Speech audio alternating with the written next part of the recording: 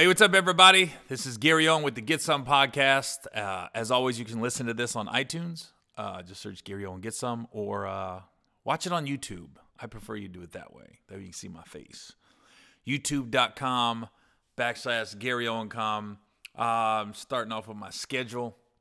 This weekend, July 13th, I am in Las Vegas, Nevada at the Palms Casino. It's actually the Pearl Theater inside the Palms Casino. And it was crazy. I just went to the Palms last week. I was presenting at the MMA Awards, and I went out to the pool, and I could be wrong, but I thought the guy said they spent $750 million on the pool. $750. And there's a statue right in the middle of it, of the Palms Casino's pool. The guy doesn't have a head. He looks like he'd be somebody that was living underwater for years, ripped up, got his dick out. I didn't know I had to have that on the statue. But it's probably a 50, 60, 70-foot high statue, maybe taller. I said, how much was that? $12 million. I was like, wow. He goes, and they got a bigger and better one coming, statue. And because I was, I'm at the Palms, and I start walking around, and people was like, yo, you're here early. They didn't know I was presenting at the MMA Awards. So, like, the casino workers like, you're here early, man, because my pictures are all over the casino that I'm coming July 13th. And I go out to the pool, and I was talking to the pool guys about I might get a cabana or, a section on Saturday when I'm there on the 13th during the day, because my boys are in town and we're going to be hanging out. And he showed me around. I'm looking around like, now, wait a minute. I hung out here a lot when we shot Think Like a Man 2. Not a lot, but I went there probably 2 or 3 times. And I was like, this is shaped different. He goes, oh, yeah, we were closed for a while, dude. He goes, we just opened up like 3 months ago. $750 million renovation on the pool. And it looked like it. Like, there is, the way it's set up, man, there's 2 pools. And then right in the middle, in between these 2 pools, there's a stage that's also a DJ booth, so you can have a full-on concert, and they left enough room that people can dance and hang out. And then up top, you can go up steps or an elevator. There's sections with mini swimming pools in front of it, so you can see the people in the pool. It's weird. It almost looks like a little bath, it looks like one of them Dunkin' booths where you throw the softball and the thing comes and that's what it looks like. There's about 50 of those that kind of sit up top above the other main pool area where you can see everybody partying down below. I was like, this is cool, but the other pool was cool too. But $750 million, I was like, ooh, gosh, that's a lot of money for a swimming pool. So yeah, I'm there. I'm at the Palms this weekend, July 13th. And then next weekend, I am in Minnesota, July 18th to the 20th. At the house, Rick Brunson's House of Comedy, I think it's called. It's right inside the Mall of America, that big mall. And then July 25th to the 28th, I'm in Philadelphia, Pennsylvania at Helium Comedy Club. And then the first weekend in August, I'm in Cleveland, Ohio at the Improv. And Vegas was cool. Presenting at the MMA Awards. And it was funny because backstage, I don't think any of the white fighters knew who I was, but all the black ones did. And it was funny because I got stopped. The people I got stopped by was like the black MMA fighters or the Latino ones. The Latino ones knew me too. But the white guys, not too. I didn't get stopped too many times by white people at the MMA Awards. I kind of blended in. But it was crazy because Ben Askren showed up. And he did. He accepted an award for a buddy of his, I think. And then Amanda Nunes was there, who knocked out Holly Holm. And other than that, those are the only 2 fighters I saw that were fighting on that July 6th card. And I've always liked Ben Askren since he got in the UFC. I like a guy I like shit talkers. And for Ben, it seemed like it was never mean-spirited. It always seemed like he was just promoting the fight, or he was just being honest about somebody. And people sometimes don't like you to be honest about them. And so he, as everybody knows by now, he fought this guy, Jorge Masvidal, and got knocked out in 5 seconds, which really, Ben Askren got knocked out immediately. It was like a second and a half. They said, let's fight. Jorge ran across the ring, did a flying knee. Ben went down because he was trying to, Ben Askren is a wrestler, so he tried to bend down and grab the double leg and got caught. I think it was the most brutal knockout I've ever seen. And regardless if it's boxing, street fighting, UFC, just like a one-hit quitter, whether it's a punch or a knee or an elbow. That knee, and then his like leg was stiff, straight up, and his neck wasn't moving. It was like you could see he was tightening up over here, like he was doing one of these. And then Jorge hit him 2 more times. Now, to Jorge's defense, a lot of people got on him because he was like, well, you hit him, he was already down. I mean, your job is to incapacitate the other fighter and to hit him until the ref pulls you off. I mean, there's 2 sides to every story because, yeah, there's that, but you kind of clearly knew he was knocked out too. I mean, I knew it from the TV screen. I knew he was knocked out. But I'm not going to sit here and say how dare Jorge hit him. As soon as the ref pulled him off, he stopped hitting him. Now, he did kind of a dick move when he laid flatline. Like, first he like was on him, like taunting him. He was knocked out. Then he like laid flat. And, he kept saying, I don't like Ben Askren. And, he woke up the beast. And I beat his ass because of all that shit he was talking. And I ain't gonna lie. I bit in. I was like, yeah, okay. I can see how he was mad about all that shit. And then I saw an interview on Monday on it was somebody's podcast and Ben Askren was talking, which I give Ben Askren a lot of credit. You get knocked out like that, and 2 days later you're doing an interview. And he looked fine. There was no marks on him. He was talking like, it happens during the fight game.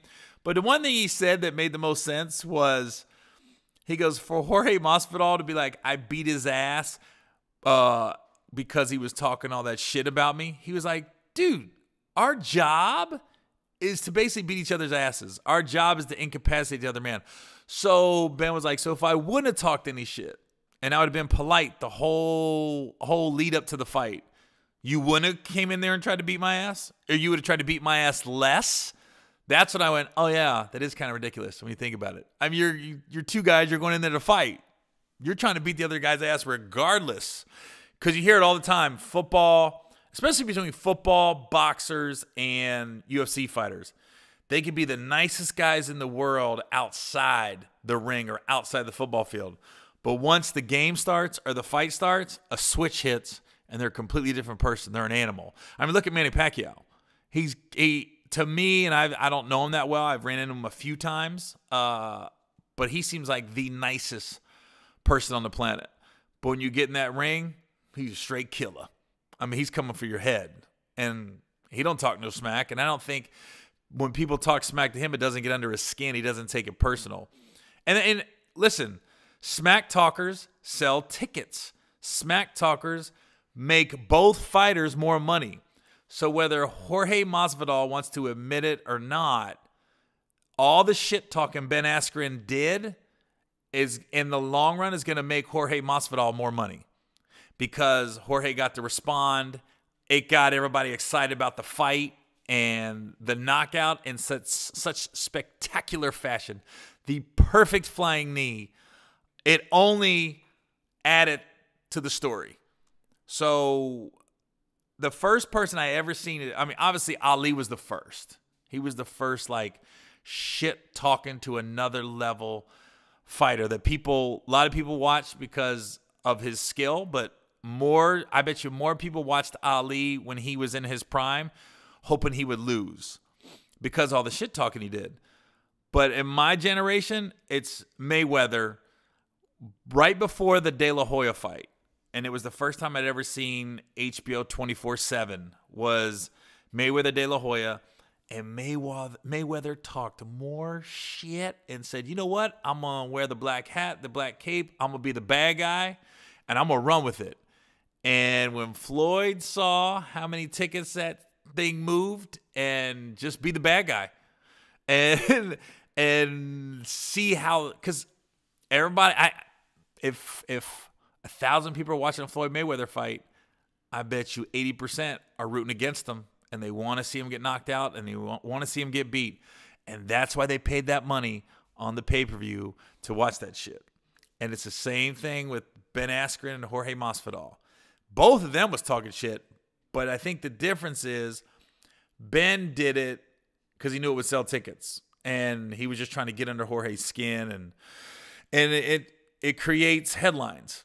And Jorge took it personal, like, hey, man, you can't be talking shit about me, and talking shit back. But, now Jorge's got the upper hand because he knocked him out. I would love to see them fight again because I feel like we didn't really get to see what would happen in a real fight. I would love to see them fight again.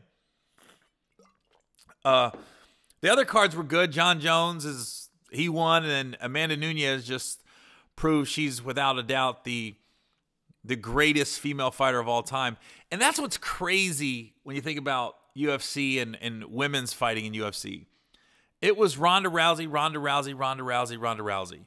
And then Ronda Rousey gets knocked out by Holly Holm. Then she comes back. She takes a year off, comes back, and she fights Amanda Nunes, not knowing she's going against the greatest female fighter of all time. I mean, Ronda Rousey might still be fighting if she wouldn't have fought Amanda Nunes. If she would have had a rematch with Miesha Tate or any of the people she's beaten, or she might have had a better shot of fighting Holly Holm again. But the fact that she picked Amanda Nunes not knowing you just picked a beast to fight. You picked a monster. Ronda Rousey might still be fighting to this day if she doesn't fight Amanda Nunes after that loss to Holly Holm. Because what is clear right now is Amanda Nunes is light years above the other female fighters in the UFC. The fact that she knocked out Cyborg and then she knocked out Holly Holm the way she did. I mean, she's so. And then I was watching some on ESPN. I downloaded and I paid for ESPN Plus. And I downloaded to watch the fight. I was actually watching those UFC fights on my phone on the rooftop bar of the Dream Hotel in Hollywood. That's where I was watching it. And I watched this thing on Cyborg. If you don't know who Cyborg is, just Google Cyborg female UFC fighter. And they were showing how she has to cut weight before her fights. And it is fucking brutal. It's worse than the fight. I mean, they got her, like, literally she's got to drop like 20 pounds in 2 days. Some crazy number like that. And they got her like in a bathtub with Epsom salt. She's wrapped up. The tub she's like is 105, 110 degrees. She's in the sauna. She's in the steam room. It's just she's dehydrating herself. It's just she goes into her fight so weak because she got to get down to like, I think it's a 145-pound weight limit. And I guess she walks around normally around 180, 175, just normal walking around weight. But she has to cut down on this weight to make weight. I'm like, I remember when I was in high school and I was wrestling, I was thinking that is so unhealthy for boys that are 14 and 15, 16 years old that are going through puberty, that their body's naturally growing, and you're asking them to cut weight at that age. Because I remember I used to hate that shit, man. God, because I wrestled 135. That was a long time ago, obviously. And I just remember not being able to eat and just be sitting there like, oh, I would get so mad at everything around me. Like everything was aggravating because you're trying to make 135 pounds. And I remember one time I got on the scale and I hadn't hit puberty yet. I was like in 10th grade. I was in 10th grade and I hadn't hit puberty yet. So I had no hair on my dick at all. On my balls, under my arms, on my chest, nothing. And I was like a half a pound over. And my whole team was like, just take off your underwear, dude. You'll make weight. Take off your... I go, no. I'm just going to run the shower for about 30 more minutes. I had like an hour to make weight. I go, no. We used to just turn the showers on so it gets real steamy. And then we put on a wetsuit. And then we just jog in place or just like hang out in the shower and just sweat it off. But I ended up making weight. But I remember that so clearly when they was like, you know, dude, just, hey, man, just take off your underwear. You'll make weight. No. You guys ain't about to see this bald-ass, powder-looking penis with nothing on it. Yeah, I'll take that L in the rest of the match before I let you guys bag on me. But I tell you, the reason I was at the Dream Hotel watching the fight was July 6th, those UFC fights, and it was the same night of Kevin Hart's 40th birthday party. And me and my wife went Kenya, and we met up with Michael Ealy and his wife before we went to the party. They came over to the hotel. We went to the rooftop, had some drinks. And I really wanted my wife to meet Mike's wife because I knew they would click because she's from Alameda. Mike's wife, he got a Bay Area chick too. Kenya's from Oakland, and I just knew they'd click. When I met Mike and his wife about 3 weeks ago, as soon as I met her, I was like, okay, she would like Kenya, and Kenya would like her. And it was like me and Mike could have went to a strip club. They didn't even know we was there. Once those two started talking, we were on our own. And it was funny because Mike shows me a trailer. I said, hey, Mike, you got a movie coming out called Jacob's Ladder? And he was like, yeah. And I was like, and then he pulled out his phone. He showed me the trailer. And I said, dude, I'm your boy. I got your back. I support you. I'm not going to see that movie. That shit looks scary as shit. And I'm okay with like scary movies, horror movies. I can't do the psychological shit where it's the scariness is all in your brain and all that. Because I remember the first Jacob's Ladder with Tim Robbins. I couldn't sleep for a week after seeing that. Yeah, I'm one of those dudes. I see a horror movie. I can't be in a dark house by myself. I'll lock my bedroom door, the glass door, the bathroom door. I'll lock every door. I just want to be in a tight, real confined space so nobody can come sneak up and get me. And I got to watch something happy on TV. I can't watch anything. I mean, Jacob's Ladder was so scary, and this one looks scarier. It's Mike and Jesse Williams. And Mike said he got in such a he got so into character and had to really go there in his brain that when they were done filming, Austin, you got to be quiet, brother. That's when you do a podcast and your son's in the other room. And I told him to be quiet. But Mike said he had to literally go. After he got done filming Jacob's Ladder, I guess they filmed it in Atlanta, he said. Before he even came home, he just went away. I think he said Mexico for like a week. And it was just him. He said, I got a hotel room on the beach, and I literally just had to come down and get my thoughts together and really just get back to being Michael Ealy, husband, father, before you just went right back into being in family mode. That's crazy how actors can get into those modes because I've heard numerous, great actors, they get so immersed in their characters that they got to come out of it. And then I heard people like Jamie Foxx where he played Ray Charles and they said they'd be like, cut. And Jamie would be cutting up back to being Jamie. And then to action, right back to, being Ray Charles. And then some people would have to just dive into Ray Charles. I heard from Bruce McGill when we shot Ride Along. Bruce McGill is a great actor. Look him up. He's been in a bunch of stuff. He was the police chief in Ride Along. Older white gentleman, thick mustache. But when he did Ride Along, he had come off Lincoln working with Daniel Day-Lewis. And Daniel Day-Lewis is one of my favorite actors. He could just, and I heard Daniel Day-Lewis gets so into character. So I asked Bruce McGill, I said, yo, what was it like working with Daniel Day-Lewis? And he said, I thought he was a great actor. He said, but after working with him, it just reiterated, he's the greatest actor of all time. I remember Bruce saying that exactly. He was like, because he was like, when he was playing Lincoln, he literally was living like it was whatever 1865 or whatever year it was, the years it took place. Like he took everything out of his hotel room, and he wanted nothing, no modern technology. That he lived like it was in the 1860s, and to the point where I said, well, when you shot with him, though, when I think it was Steven Spielberg directed it, when he would say, cut, what'd you do? And he goes, we would talk like we're still in character, like it's 1865. Like Daniel he was Abraham Lincoln. And don't quote me on this because I don't want people to say I'm a liar, but either Bruce said it in this terms, and I'm pretty sure I got this story straight, where he said they were going to shoot in a certain sequence, but then they realized once Lincoln dies, and I know there'll be at least one person on the internet be like, hey, motherfucker, ain't seen the movie yet. It's a true story about Abraham Lincoln. They said once, the way they were going to shoot it, sometimes you'll shoot movies out of sequence. And they had like the Lincoln dying scene, 2 weeks before they were done wraps. They were going to do other scenes after it. They had to switch the shooting schedule because once Daniel Day-Lewis died, they said he really died as Lincoln.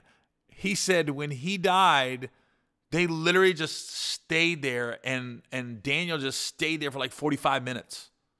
Just like was out. And then he came up to, and then he slowly, once it was done, it basically was a wrap on the movie. And then he slowly started leaving Lincoln and becoming Daniel Day-Lewis again. That's some fucking commitment, bro. Because I guarantee you, if that was me playing Lincoln, bam, I died and cut. All right, man. What we doing? We're going to eat? Is there any movies out? What do you guys want to do? It's the weekend. Let's hit a bar. We're done working, right? That's another level of acting that I don't even know if I want to attain. I don't know if I want to get that immersed in a character that I become that character. But I've always heard comedians make great dramatic actors because we can separate the difference. And that's why it's harder for just dramatic actors to do comedies. But you see a lot of comedians doing dramedies, doing dramatic roles. But you don't see as many dramatic actors doing comedic roles. But I will say the one movie that I thought was going to suck when I saw who they cast it, that I was completely wrong, was, I can't remember that. I got to look it up. I got to look it up now. It was Matt Damon and Greg Kinnear. And they were twins. They were joined at the hip. Hold on. Matt Damon and Greg Kinnear. Okay.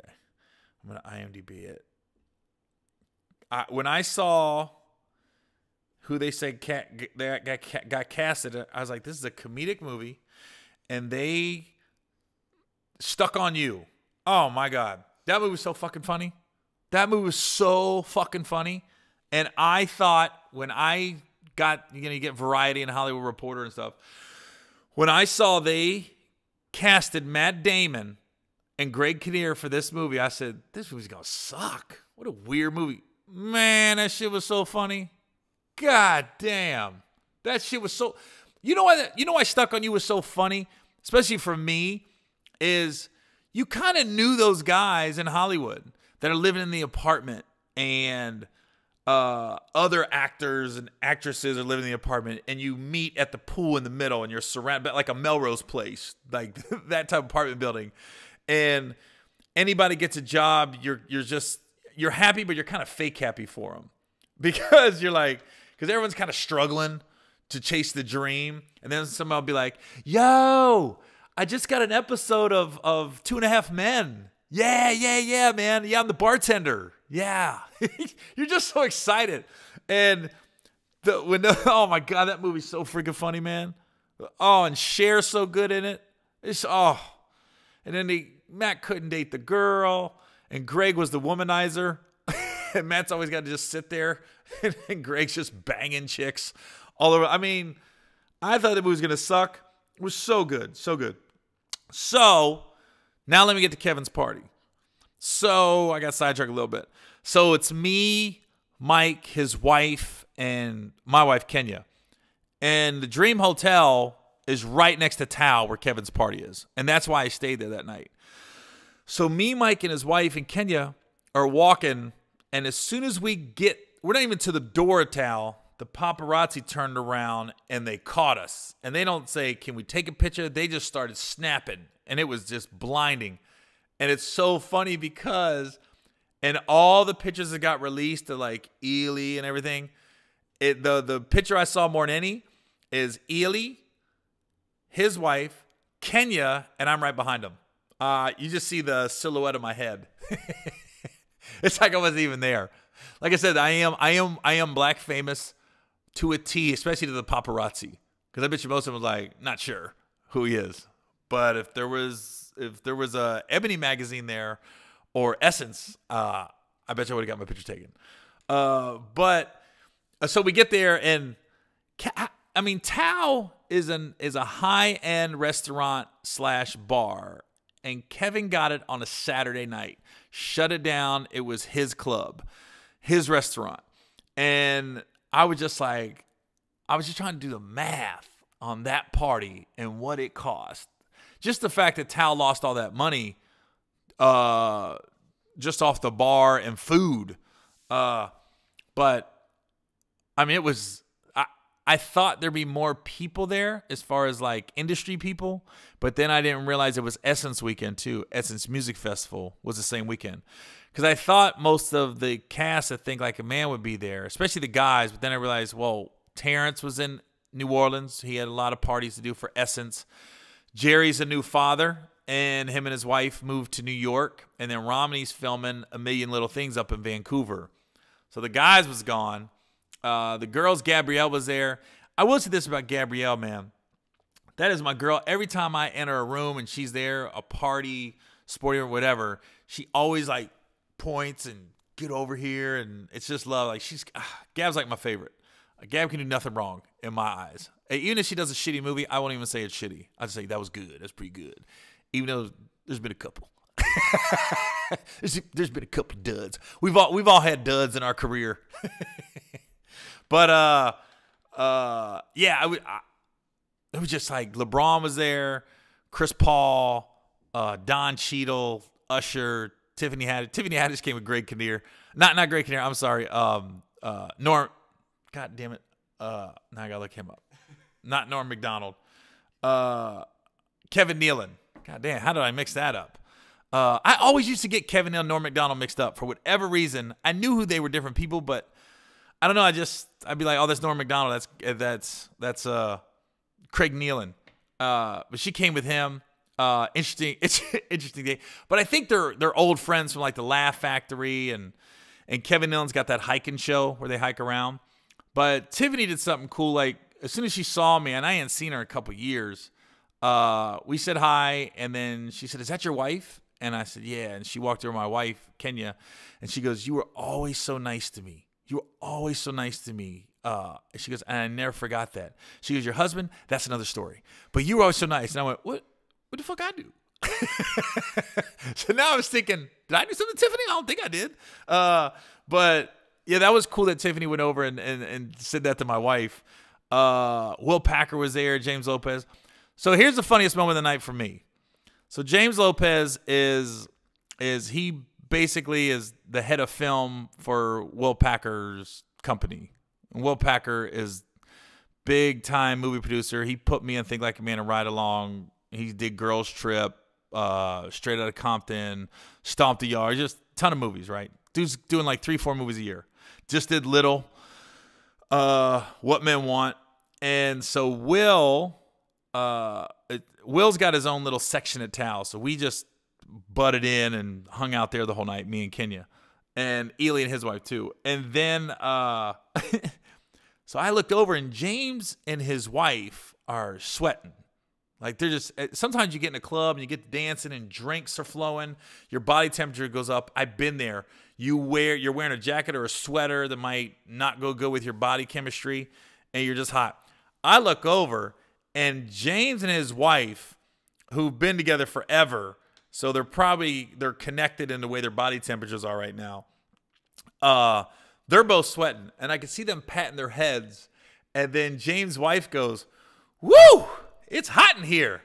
And I'm liquored up. I'm fucked up. And I go, "Might be menopause."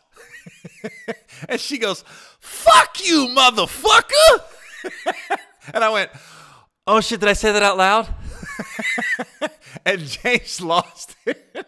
And I was just like, I guess you had to be there, but it was so fast. The back and forth, it was like, whoo, it's hot in here. Might be menopause. Fuck you, motherfucker. I'm sorry, did I say that out loud? And we laughed about that. the rest of the night. I text James the next day like, dude, I don't remember everything that happened last night, but I do remember it's hot in here. Hashtag menopause. But yeah, who else is there? Tracy Ellis Ross was there. Diana Ross's daughter, also from Blackish. It was funny. James Weiss never met her. I just assumed they knew each other. And she said, God, I really want to meet Tracy Ellis Ross. You know, I get some liquor. I mean, I can meet anybody. I said, well, come on. Let's go meet her. And she goes, you know her? I go, nope, never met her. I just went in there, made your introduction, kept it moving. And then I thought there was a big cake. I thought the cake was real. It was fake. So I go down there to get a piece, and it's like cardboard. I was like, really? I really went down to get a piece of cake. It was just cardboard. It was nothing. But it was a great party, man. Kevin knows how to throw a party, man. I will say this about Kevin Hart. In the last 10 years that I've known him, I've never been to either a day party or night party where I had to pay for food or drink. So thank you, Kevin. Even though I don't ask, it just kept, like when we did Think Like a Man 2, Kev, I remember like our second weekend, he got one of those cabanas at one of the hotels, one of the pools, and it was just like you ordered your food, and then when I went to pay, I'll never forget, I got a turkey burger. I got a turkey burger with a salad, and then Kevin just orders bottles and stuff. But I went to go pay, and they said, "Nah, it's already taken care of. Like Kev just signed for it." So for those of you that want to badmouth Kevin Hart, I ain't got you. You fuck up the wrong tree right here. I don't know if that even is a saying. You're fucking up the wrong tree. That's not even saying, is it? It's barking up the wrong tree. You fucking up the wrong tree right now. I might still be hungover from his party. I ain't gonna lie. Yeah, because that dude has always been generous with the drinks and everything else. So yeah, the party was great, man. Party was great. Now, going from Kevin to last week, I talked about Katt Williams on my podcast. And as I was talking about Katt, I told a couple stories about him. I had mentioned the name Coco Brown, who's a comedian, and you know, the story was really about Katt and how he was generous to me back in the day, and it was basically a couple stories, road stories about that I had with Katt. You know, good and you know, not really bad, but the story about Kent State University that took place in 2006 or 2005, I think it was 2005. Was about, you know, Coco went long and Katt got mad at her for going long. Now, Coco got upset, and she went on her Instagram and made a post saying her side of the story. And I sent her a DM on Instagram saying, I just told her, I said, Coco, this wasn't a story to put you down, to say, I never said you weren't funny. I never said you're not talented. None of that. I just said, to me, it was just an old road story that was funny 14 years later. It was a story I would tell if me and Katt was in the room together. And I'd be like, hey, remember Kent State when Coco went long and you guys got in an argument? Now, what Coco had said is, because she said he's only telling half the story. She had said that the promoter had told her to do 30 minutes. And originally she was supposed to do 15 or 20, but the promoter told her to do 30. And she even admitted herself, she goes, now I might have went a few minutes over 30. She goes, but the promoter told me to do 30. So if that was the case, if that story's true, it still is basically the same story, because Katt thought she was going to do 15, 20. He's ready to go on stage. And when she did 30, if the promoter told her to do 30, I mean, that happens in this business. Promoters come up to you all the time and be like, you mind doing a few minutes longer? Or a lot of times, you mind sometimes they ask you to go shorter. You know, hey, the show's running long. You mind doing 15 instead of 20, or you mind doing 20 instead of 30? In this instance, Coco said the promoter asked her to do a few minutes longer. So, but the story basically is the same. In Katt's mind, Coco went long. And then he went off on her on the side of the stage. And you know, in hindsight, wasn't a big deal. It's just a road story. We all got road stories. I recently went on Eric Griffin's podcast, And I went on his podcast to talk about my career and everything else and how how I've come to where I've come in my career. We spent an hour and a half talking about road horror stories, like bad promoters, bad comedy clubs, bad hotels, bad audiences.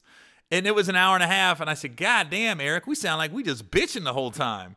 But really, you're talking about two guys that have been doing this 20 plus years, and we didn't have that many bad stories. And the stories we had were ones that made you laugh. And you know what? I'm not going to tell those stories until Eric's podcast come out.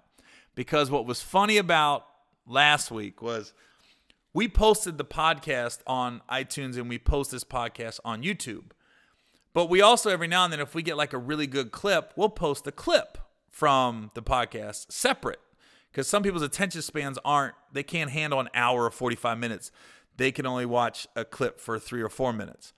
So I did a clip about me and Katt in Austin, Texas, doing the Frank Irwin Center and the limo story. And it was funny because we put on YouTube, we put the title, Never Before Heard Katt Williams Story. And some people's like, I've heard that shit about 5 times already. Well, of course you have, because I told the story like literally 3 times in 1 week.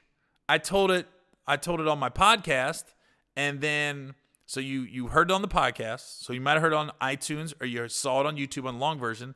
Then you might have seen it the clip, but we also put it on IGTV, which went on Instagram. So it's the same clip, it's the same story. You just heard it in different arenas. But I also the only other time I told the story was on Theo Von's podcast. And when I told that story on Theo Von's podcast, I went, oh, I got to tell that story on my podcast. Because why, it was such a good story. I was like, there's a lot of people that don't listen to Theo's podcast. Even though there's a ton of people that do. He's got a great podcast. There's a lot of people that don't, that have never heard his podcast. Like, I'm going to tell it on mine in case those people that hadn't heard on Theo's want to hear it on mine. So it was the same story, but you're looking at somebody that told it like a few days apart. But it's funny when people would try to, the internet's funny when people make comments like, oh, fuck, I've heard that shit like 5 times already. They ain't no new story. It really is. It's still a new story. It's almost like when I did the black church joke. I did it on Mike Epps live from the Nokia. That's the first time I did it. And so it got such a good response. When I got ready to do my special, like my own special, like 9 months later, or no, it was like 9 months later. Well, the Mike Epps live from Nokia hadn't aired yet. So nobody had seen it on TV or on DVD or anything or Blu-ray. So I did the Black Church joke on my special too. I did it on True Story and then also did it on Live from the Nokia. And I was like, because I want to own that joke. So when I did it on Mike Epps Live from the Nokia, I didn't own it. Like Code Black was the production company behind that. They basically owned that material that I did, and I was okay with that. They were going to get it out there. But I was like, shoot, that joke's so strong, I want to have a piece of it. I want to be able to post it when I want to post it or wherever I want to post it. So that's why I did that joke on my own special as well as Mike Epps Live from the Nokia. Same thing with that Katt Williams story. When Theo Von posted that story on his podcast, I went, dang, it got a good response. And it's an entertaining story. I was like, I want to post it. I want to benefit from it too. So I retold the story on my podcast. That way, people that didn't hear on Theo's, and plus, I can get the views. I generate traffic to my own podcast. So that's why I retold the story, because a lot of people, it's funny. They go, man, you already told that story. I go, yeah, I know. But I didn't tell it on my podcast. I didn't tell it on where I can post it, where I want to post it. And I will say, talking about comedy specials, I just got the second cut of Doing What I Do, my Showtime special. Well, I know people say it a lot, and I know I said it a while when I filmed it, but it's fucking perfect. It's fucking perfect. When I looked at it and I went, holy shit. It is like, it's the perfect hour. I mean, there's callbacks. The audience is so engaged. And that has a lot to do with it, man. You can have a bomb-ass comedy special and have a flat audience. But that audience in San Antonio was so engaged, and you can feel it as you watch it. Sometimes you can tell when they're editing shit. You can tell it's like, they didn't laugh at that joke. That is not, that joke should have not gotten that response. Man, and I'm talking about from the stage to the way the stage looked to my outfit to everything. It is the perfect comedy special. It's so perfect. I cannot wait for people to see it. And I don't like watching myself like that for an hour. I can watch a clip, but not an hour. And I was like, damn, the hour's up. I was like, whoa, not to toot my own horn, but it's fucking perfect. And we're going to call it #DoingWhatIdo. The Showtime was like, you sure you want to call it, you don't want to just doing what I do? I go, no, let's do something different. Let's put the hashtag in front of it and make it one word. #DoingWhatIdo is what it's going to be called. So outside of the UFC, outside of all the other stuff I've talked about, Kevin's party, the other big news was the NBA and how Kawhi Leonard completely played the whole system. I mean, everybody said Chris Broussard was the funniest. He went on the morning Kawhi said he was gonna announce where he was going. Chris Broussard went on that morning and said, yeah, I'm expecting the Lakers any second. Toronto's got a shot. Clippers are pretty much out of it. Kawhi was just like sitting back. All he kept telling the Clippers was, I need another superstar. I need one more. And they end up making that deal with Paul George and now Westbrook's. I bet you by next week, this podcast, Westbrook will be in Miami, is my guess. Right now, he's still in Oklahoma City. But I'm just like, whoa. You got Kawhi and Paul George. It's all these dynamic duos now. You got LeBron and Anthony Davis with the Lakers. You got Kawhi and Paul George with the Clippers. You got Kevin Durant and Kyrie. That's not this year. They'll be entertaining, but nobody's thinking they're going to win a title or they're going to challenge anybody this year. That's still a year away. What was weird about Kevin Durant going to Brooklyn was he never met with Brooklyn. He never talked to him. He just said, I'm going to go there because Kyrie's going there. That's so odd to me. That's friendship to another level right there. Because I gotta know how the front office is. I gotta know behind the scenes what's going on. But you know, in Philly, you got Ben Simmons and Joel Embiid, and it's just, I mean, what's crazy is the Lakers got DeMarcus Cousins, and that was an afterthought. And the thing about DeMarcus is, this is the second year after the Achilles injury, and every doctor, everybody always says it's a 2-year injury. You got the year that once you tear it, you got a year of rehab. Then you got a year where you're probably back in the league, but you still got to, whatever reason, get confident and get it strong again. And then year 2 is when you should be back 100% and be the player you were. So this is year 2 of DeMarcus coming off that Achilles injury. And honestly, the Lakers not getting Kawhi, obviously the superstars always win. When you hear about people making trades where they're like, well, yeah, but they got like 4 picks and they got this guy and this guy. The superstar always ends up coming out ahead on these trades. Whatever team gets the superstar, the team that gets the superstar. So Clippers got the superstar in Kawhi Leonard. I'm not trying to be like, it's a lot of people are saying it's a blessing in disguise. No, it's not. The Lakers would be better off with Kawhi Leonard. Don't get it twisted. But what the Lakers did do was they took that money and they got Danny Green and they got DeMarcus Cousins and they got a deep, deep bench, real deep. So even though the Clippers got Kawhi and Paul George, I still think the Lakers would be favored over the Clippers here. And it's the one thing is though it's rare that you make a trade, a blockbuster trade like that. Well, I take it back. It used to be it takes a couple years for a team to gel. Nowadays, not so much, because I was thinking, Kawhi won it his first year in Toronto. But I was thinking about when LeBron went to the Heat the first time, they didn't win it the first year. When he went back to Cleveland, they didn't win it the first year. So I was like, I was thinking normally it takes a year to gel and come together. It's usually the second year is when you really ball out of control. But we'll see. I was trying to think anybody else. Like the only time I remember like a team making a trade halfway through the year and it really worked out was the Houston Rockets getting Clyde Drexler from Portland, and then they end up winning the title with them. That was the only time I've seen somebody like mid-season and just completely gel with the whole organization. Now, so the NBA is going to be fun to watch. There's going to be so many good teams. You got Porzingis. People forget Porzingis is in Dallas. The West is so stacked. You got Denver solid, Portland solid. Utah made a lot of good moves. I don't think everybody's saying don't sleep on Utah, but we are sleeping on Utah. I mean, but nobody's really taking them serious to be a contender. Everybody's thinking they're going to be in the playoffs, but they made some moves.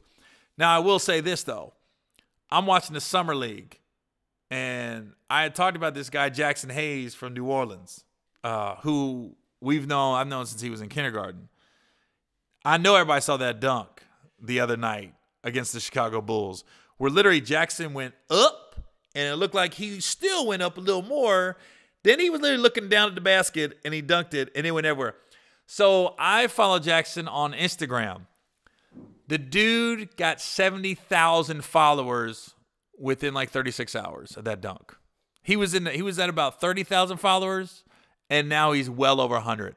It might be 120 by now. Let me tell you where he's at right now as I'm doing this. He had like 30-some thousand. Now he's at 111,000. So it's basically 80,000 followers in less than 2 days off one dunk. And then Jaxson had 28 points. He blocked some guy with his elbow. Like he went up and blocked with his elbow. He's so freaking athletic. It's scary. And the scary part is he ain't even close to hitting the ceiling. Now, he only played 1 year at AAU. The dude played football and lacrosse in high school. He wasn't even thinking like the NBA was not on the radar. I guarantee you. His mom was a great basketball player, Drake. She led him to Sweet 16 like in 95. And his dad was a great athlete, was an NFL tight end for 12 years. But NBA was not on the radar. And then he hit the growth spurt, played 1 year at AAU, and the rest is history. Now he's still figuring it out, man. I mean, God dang. I guarantee he's in the dunk contest this year. If he's healthy, after that dunk, he's in the dunk contest. For no other reason, it's going to draw eyeballs to the dunk contest off that one dunk. I'm getting to Vegas on the 12th. I hope I get to see him play. I hope. I might get a T-shirt made going, I'm his friend. I made a post when he made the dunk. I said, damn, that's how I was in San Jose, and I was picking up like some protein supplements and some vitamins from this vitamin shop I go to down there. And I'm watching TV, and I look up right when he does the dunk. I literally look up, and Jaxson went, yow! And I went, wait, did I see what I thought I saw? And then they kept just replaying it, and then it was on SportsCenter, and it was like the top play of the night. And I was just like, dang. I wanted to see him play anyways when I go to Vegas. I hope the times, they haven't announced the times for July 12th and 13th when the teams are playing. But I hope it works out where I can go see him play. I was planning on going anyways. This just makes it even more exciting now that people are really watching him, man. I swear, I said I feel like a proud uncle, the uncle that you invite to come over for the holidays, but you really want him to leave. You don't want him to stay that long. Like you like him, you're like, I don't want him here all night. Yeah. So it's just so cool, man. It's so cool to see. This is the first time I've seen a kid like grow up, and now he's in the league, just athletic freak like he is. And that's one guy I'm not worried about. I'm not worried about him mismanaging his money or acting crazy or wilding out. I ain't worried about Jaxson at all. I mean, knowing his mom and dad like I do, and his sister and his brothers and his uncles and everybody else, just a good, solid family. Great people, man. I'm so happy for him. So yeah, that was awesome to see. So, all right, man. Again, I'm in Vegas this weekend, Palms Casino, July 13th. Then next week I am in Minnesota at the Mall of America. There's a comedy club inside there. And then July 25th to the 28th, I'm in Philadelphia, Pennsylvania at the Helium Comedy Club. And the first weekend in August, I am in Cleveland at the Improv. All right, y'all, this is Gary Owen with the Get Some Podcast.